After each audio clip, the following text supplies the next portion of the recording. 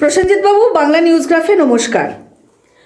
বিষয়টা হচ্ছে যে এই বরানগর মিউনিসিপ্যালিটি নিয়ে কিন্তু একাধিক অভিযোগ আছে। কারণ আমরা দেখেছিলাম যখন বিভিন্ন জায়গার কর্পোরেশন মিউনিসিপ্যালিটি নিয়ে দুর্নীতির অভিযোগ উঠছিল, তার একটা লিস্টও বেরিয়েছিল, যে লিস্টে একাধিক, গোটা পশ্চিমবাংলা জুড়ে বা কলকাতা জুড়ে একাধিক কর্পোরেশন এবং মিউনিসিপ্যালিটির নাম এসেছিল। সেখানে এই বরানগর মিউনিসিপ্যালিটির নামটা এই লিস্টের মধ্যে ছিল, যেখানে প্রচুর দুর্নীতির অভিযোগ উঠেছে।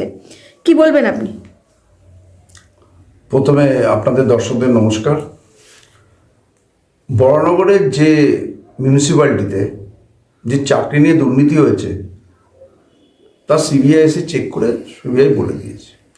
আজকের দিনে বরানগরে যারা চাকরি পেয়েছে মিউনিসিপ্যালিটিতে, আপনি দেখবেন সাধারণ ভূমিপুত্র নেই।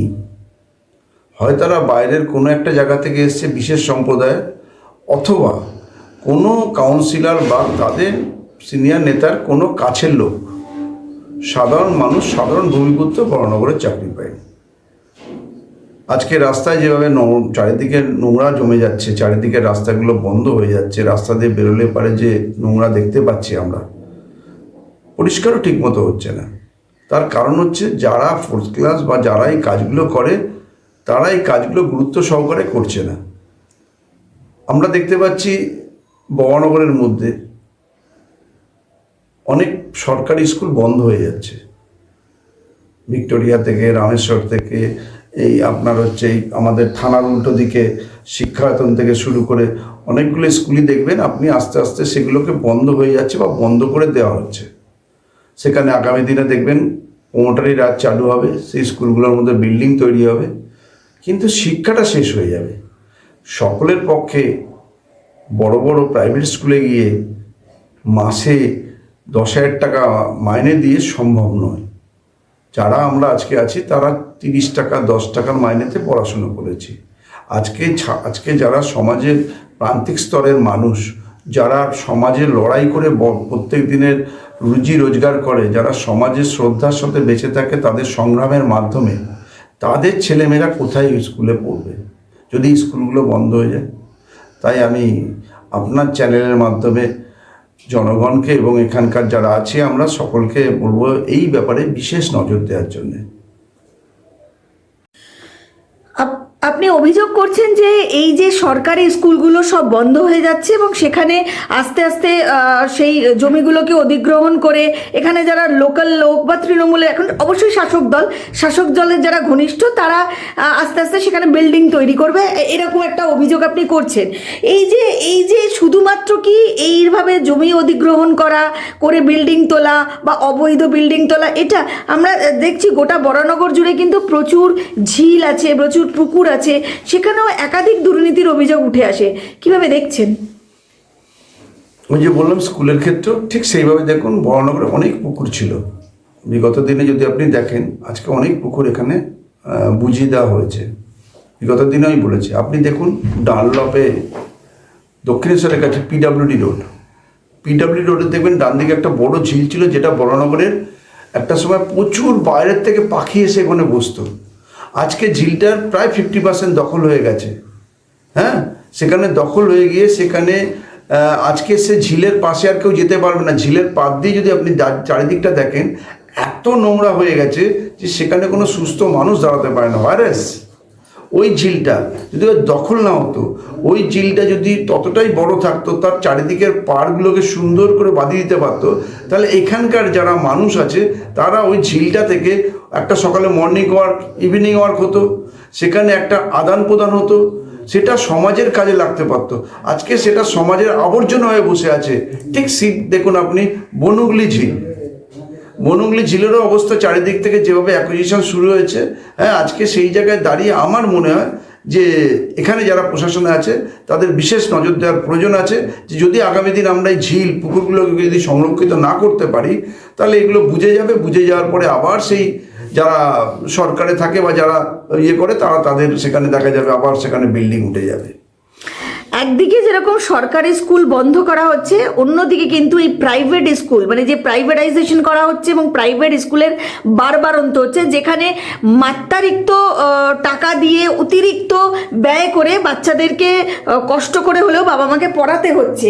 এই যে বিষয়গুলো সামনে আসছে, এই নিয়ে কিন্তু সরকার পক্ষ থেকে বা যে শিক্ষামন্ত্রী ব্রাত্য বসু সেও পুরো নিশ্চুপ। তার সামনে কিন্তু বারংবার এই অভিযোগগুলো বিভিন্ন সময় উঠে এসছে, তারপরেও এই সরকারের তরফ থেকে এই বিষয়ে চুপ। কি বলবেন?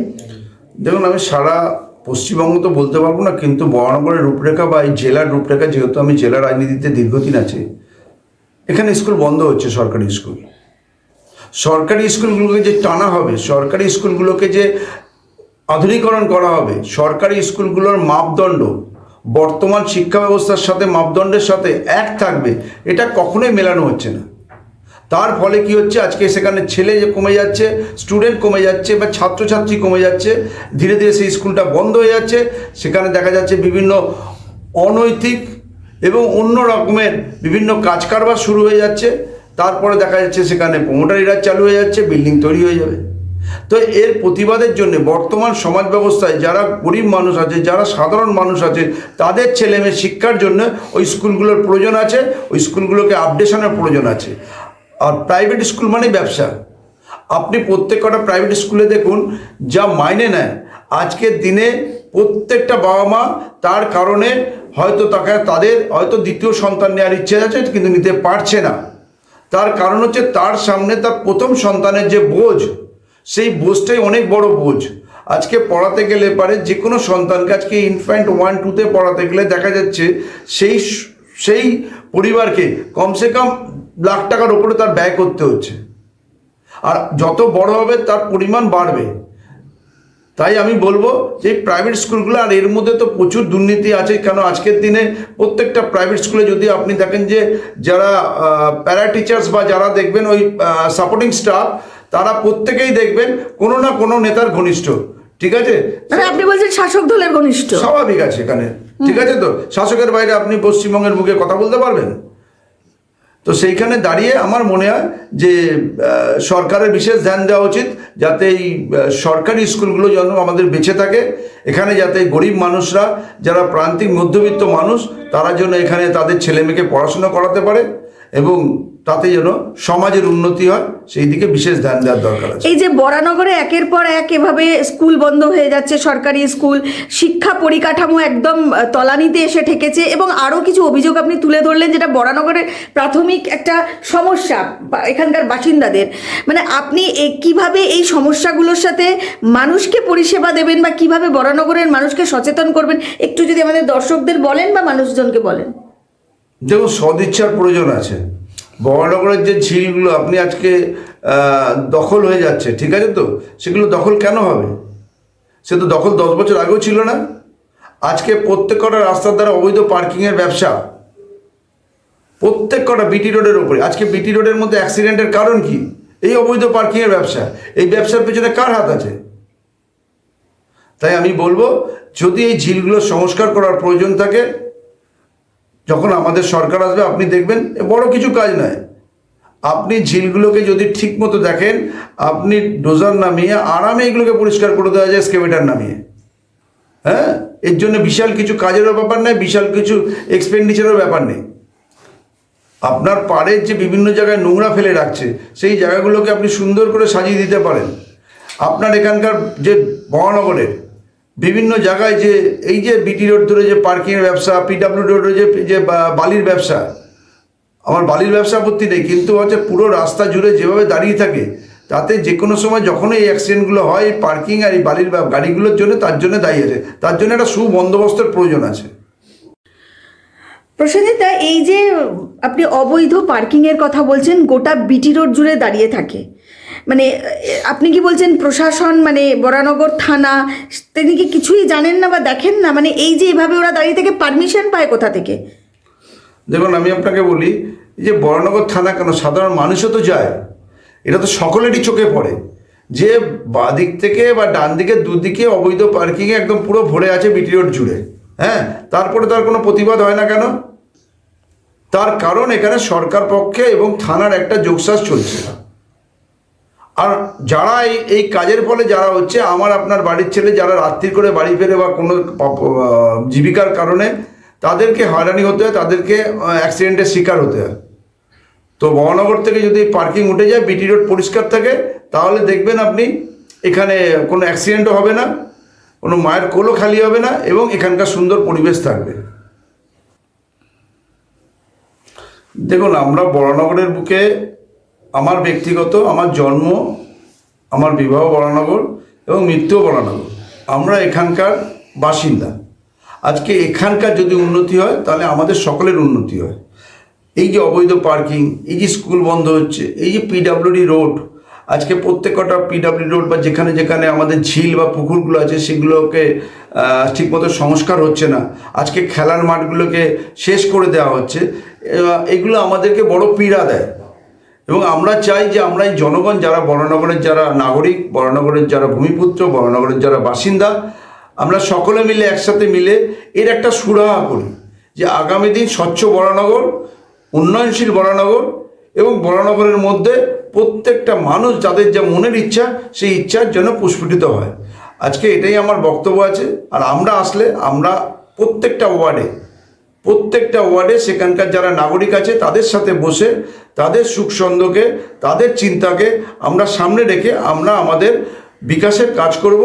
এটা আমরা বদ্ধপরিকর। যেটা আপনি অন্য অন্য জায়গায় যেখানে ভারতীয় জনতা পার্টির সরকার আছে আপনি সেখানেও দেখতে পেয়েছেন যে সেখানে আমরা প্রথম থেকেই কিন্তু আমাদের লাইন অফ অ্যাকশনের গোল কিন্তু ক্লিয়ার থাকে যে আমরা সেই সমাজকে যারা আমাদেরকে ভোট দিয়েছে সেখানে বিকাশ করব, সেখানকার জীবনযাত্রার মান উন্নয়ন করব, সেখানে স্কুলিং ব্যবস্থাকে সুদৃঢ় করব, সেখানে স্কুল ব্যবস্থা সুদৃঢ় থাকবে, সেখানকার প্রশাসনিক ব্যবস্থাও যথেষ্ট কঠোর থাকবে, যেখানে বাড়ির মহিলারা নিঃশব্দে রাত্রিবেলাও বেরোতে পারবে তার প্রয়োজনে, যেখানে প্রশাসন তাকে সমর্থন করবে। এই ব্যাপারে দেখবেন আপনি যেটা নরেন্দ্র মোদীজি আমাদের যে রাস্তা দিয়ে গেছে। আর বিশেষ করে পশ্চিমবঙ্গের ক্ষেত্রে আমি বলতে চাইছি আগামী 2026-এর নির্বাচন পশ্চিমবঙ্গ সনাতন ধর্মাবলম্বীদের জন্য এক বিশেষ নির্বাচন। কেন সারা ভারতবর্ষের এই যে সন্ত্রাস, আতঙ্ক, এই যে জিহাদি মানসিকতা, এর মানসিকতার গেটওয়ে হয়েছে আজকে ওয়েস্ট বেঙ্গল, প্রবেশদ্বার পশ্চিমবঙ্গ, এখান থেকে সারা ভারতবর্ষে ছড়িয়ে যাচ্ছে। তাই এখানকার মানুষদের এর প্রতিরোধ করতে হবে।